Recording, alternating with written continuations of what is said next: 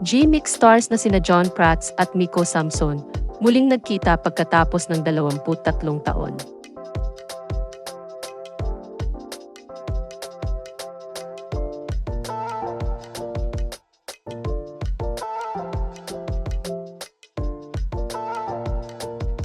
Pagkatapos ng mahigit 2 dekada ay muling nagkita ang G-Mix stars na sina John Prats at Miko Samson. Matatanda ang ginampanan ni John ang role ni Yuan sa youth-oriented TV series na G-Mix, habang si Miko naman ang gumanap bilang si Tonsi. Nakasama nina John at Miko sa G-Mix sina Camille Prats, Carlo Aquino, Ann Curtis, Stefano Mori, Heart Evangelista, Danilo Barrios, Angelica Panganiban, at Janus Del Prado. Nitong Sabado, December 21, 2024, ipinost ni John ang isang litrato kung saan makikitang nakangiti ang dalawa habang nakaakbay si John sa balikat ni Miko. Ipinost din niya sa Instagram ang lumang larawan nilang dalawa. Sabi ni John sa caption ng kanyang post, "Good to see you again, Brother Miko.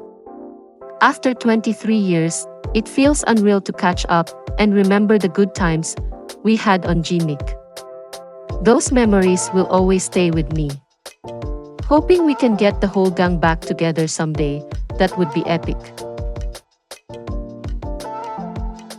Sinabi naman ni Miko sa comment section na looking forward siya sa muling pagkikita nila ni John.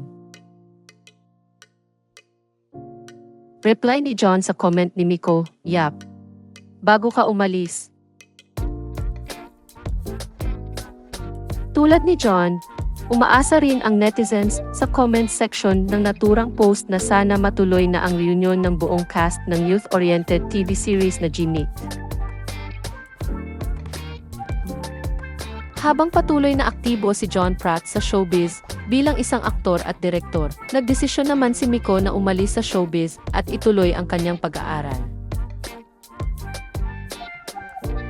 Si Miko ay nagtapos ng kursong BS Management Engineering sa Ateneo de Manila University, pumasok sa Ateneo Law School, at nagtapos sa Columbia University.